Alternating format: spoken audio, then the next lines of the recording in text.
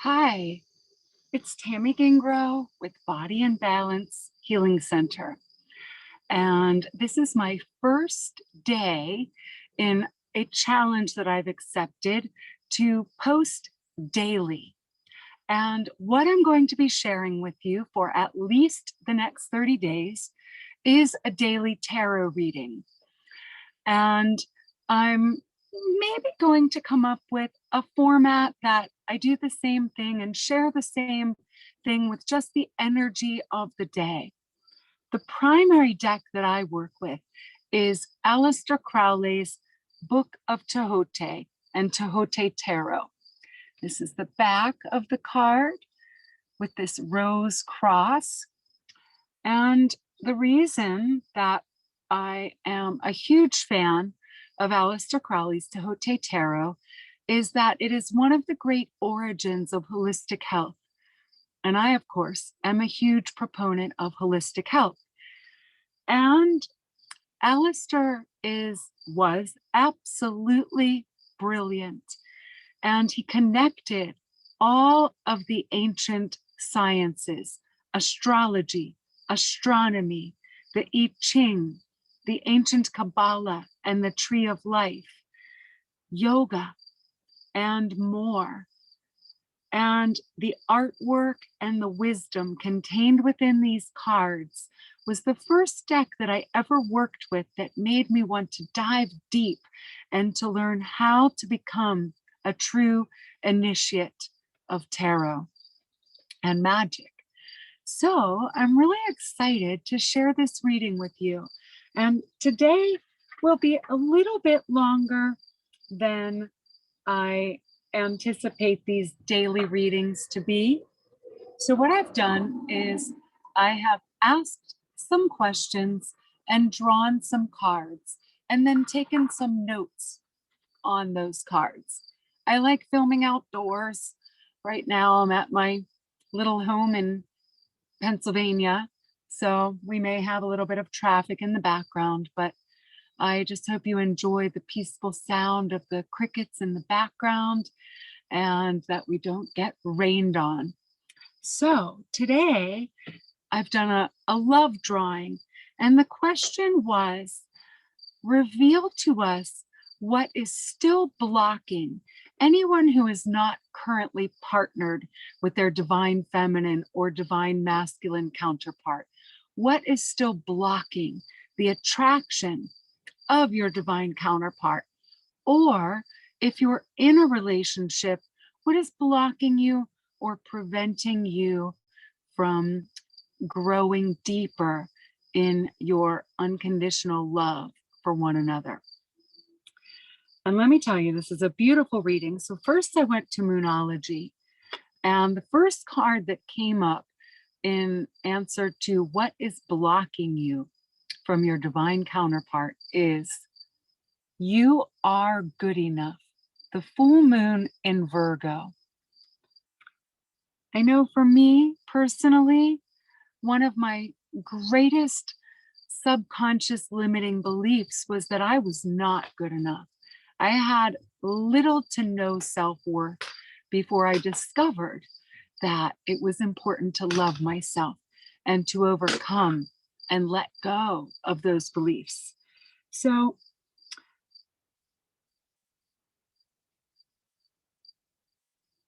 I let go of these old, lower vibrational energies of the orphan, the prostitute, and the maid, and the beg, borrow, or steal survival mode.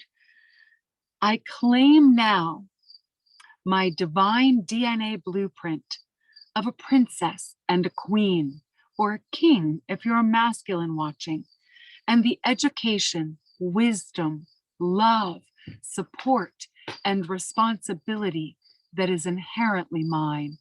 And I now surrender to the divine to shift my energy to match my birthright of divine abundance with cherished relationships of all kinds, of all manner. So this is the affirmations for you are good enough. I am good enough to attract a divine counterpart that supports me. And I think that the energy is shifting. We've just had this blue moon in Aquarius, and you'll see the rest of the cards are just a brilliant love and later abundance reading. The next card is a personal issue reaches resolution, full moon in Cancer. So I know that it is time to stand up and make a harmonious, fair, lucrative, co-creative solution to any problems that are standing in your way, that are born of the old paradigms and limiting belief systems, so that personal resolution is at hand. You are supported by Jupiter, the benevolent planet who blesses, expands, and makes bigger. It is time to tell the story of beauty, divinity, generosity, and love. And then lastly, surrender to the divine. So both of these, I am worthy and a personal issue reaches resolution, are fully supported in really everything that you desire. If you desire love or a deeper love with a divine masculine or divine feminine counterpart, even with your friends and your family, surrender to the divine is key. And this is the full moon, just the basic energy of any full moon. It's a conclusion, and it's usually the answers to the intentions that you wrote with the new moon. So I felt like I was already living in surrender to the divine. But I suppose that my control freak ways run very deep. So I now surrender even more fluidly to divine flow. I open and I'm receptive, and I float with joy in the currents, waves, breezes, storms, fires, and mists of ecstasy. I now choose to rise to my purpose with more confidence, transparency, love, and devotion. And this is a good affirmation for all of us who want to deepen our love relationship with ourselves, divine feminine rebellion of love, and with others. True love starts with your love affair with yourself. So we do offer programs that help you to fall wildly, madly, and deeply in love with yourself, day after day, breath after breath. So next I went to the Anubis Oracle, which is the Egyptian Neteru, the gods and goddesses of the Egyptian lineage. And I asked, who will support us in this quest for deepening love that conquers all fear? And we got Wajet. Wajet is the amazing cobra who sits on the diadem of many of the gods and goddesses in Egypt. Her loving, compassionate wisdom, she is the life force energy, purification, and divine awakener. And we got the dove. We must all become the dove again. The dove is equivalent to the fool in tarot. When you become once again the innocent, ready to dive deeper into the mysteries, to go to the next levels of divine wisdom. So Wajet, Grandmother Wajet, is so loving in her awakener throne. Fear has no place whatsoever in the presence of Wajet. Aho, with so much gratitude, we welcome you, Wajet, to our throne of limitlessness. And the dove, the initiate, with innocence and trust. Who better than the dove who we must return to in order to go deeper into the mysteries. She heralds our acceptance into next level integration and purification. Aho, we enter the mysteries virgin. I surrender to divine guidance completely. So these are terrific energies and guides to take you deeper into letting go of any limiting beliefs which are preventing you still from loving fully, living fully, and experiencing fully. And then I went to the Tehote Tarot and I asked, what is still preventing us from optimal abundance?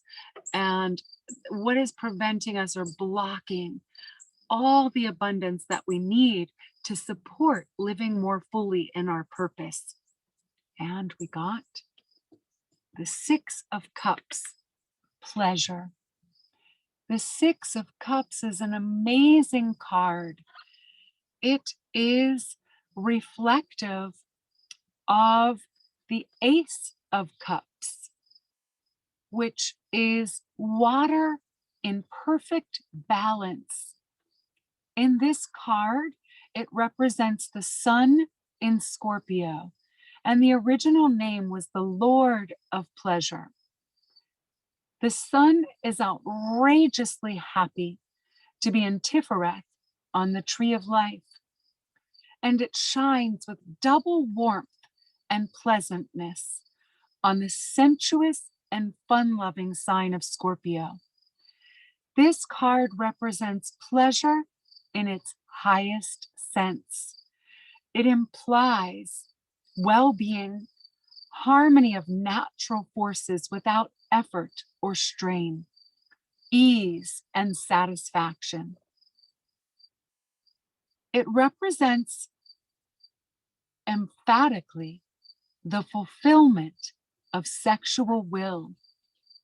The sea is alive with broad, gentle waves. Lotus flowers dance as they are filled. This card represents lust, enjoyment, pleasure in sexual relationships, a rich exchange of sexual and heart energy. The fear of disappointment, which was the Five of Cups, has been completely overcome.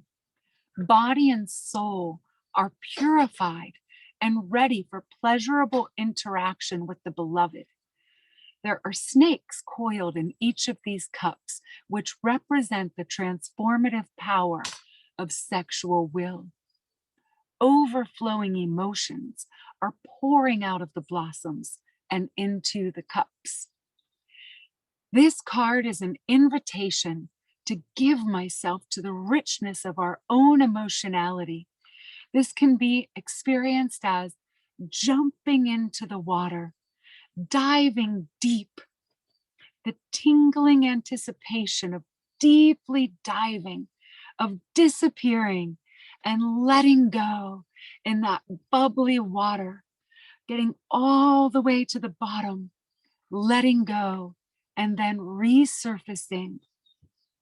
Rising to the surface, you are refreshed. The result of taking the risk is deep emotional purification and renewal. Are you holding on to beliefs which prevent your enjoyment of pleasure? I am now open to a partner with whom I can share the joys of love on all levels. So I found it to be really interesting how I was asking about love for the collective and then asking about abundance. And we got a deeper explanation of opening to the richness of love.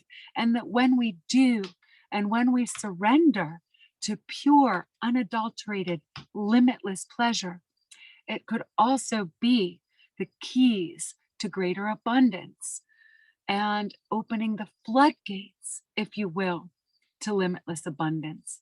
And lastly, one of the very most benevolent cards in the major arcana, number 17, the star.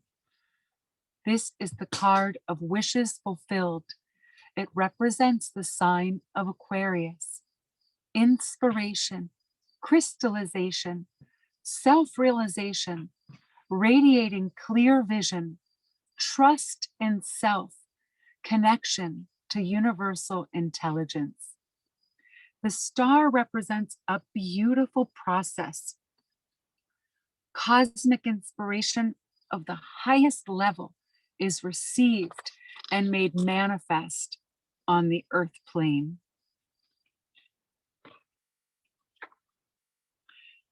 The water carrier, which represents Aquarius, is shown here as the star goddess Nuith. Nuith is one of the most ancient grandmothers, said to have birthed the earth from her very womb. She is fully open to input on the spiritual plane, and she passes it on in full service to the highest good of humanity and all beings.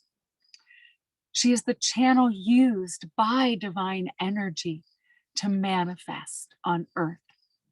Spiral forces of energy flow through her cups, very reminiscent and resonant with the Six of Cups. A new crystal clear vision, again, this theme of crystal clear vision is resonating through this entire reading, opening to your own intuition, spending time in nature, near the water, really going deeper into revelation of your own divine purpose and what you wish to manifest.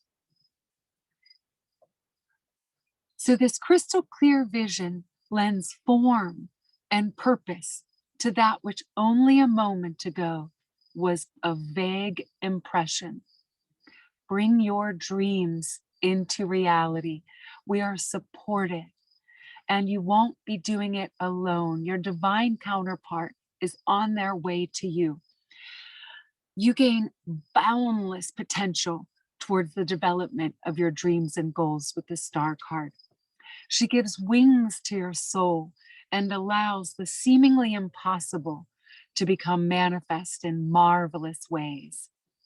You will be so radiant that your divine counterpart will be drawn to you like a magnet. The sheer force of spiritual transformation causes the masks of personality and the limitations of your small s self to become meaningless, which means you will seamlessly integrate with your big S, your higher self, and that our higher self is going to be calling the shots, which means that we finally raise our vibration high enough to enter in to an equally balanced, mutually beneficial, reciprocal relationship with a divine counterpart. And again, even to improve all relationships in your spheres. Fear dissolves into your newly freed spirit, so we can all be freed from the fears that have held us back from achieving our goals and our dreams, and really being the person that we want to be on the outside.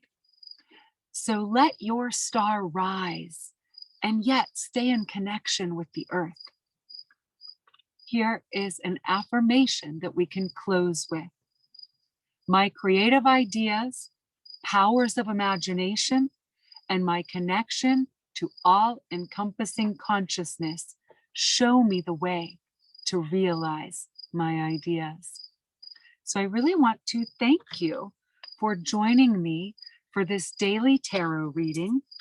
You can click the link in the description box to book your very own personal tarot reading for a limited time. And tarot and oracles are just one of the many tools of divination, one of the many tools of getting clarity from your higher self and from divine source, so that you can Move more effortlessly and gracefully through the transforming powers. The only constant is change. Surrender and let go. Aho, may you fall deeply, madly, and wildly in love with yourself and with every aspect of your beingness. Namaste. Please like this video, share it, subscribe to our YouTube channel, and sign up to receive emails. Blessings and love. Until tomorrow.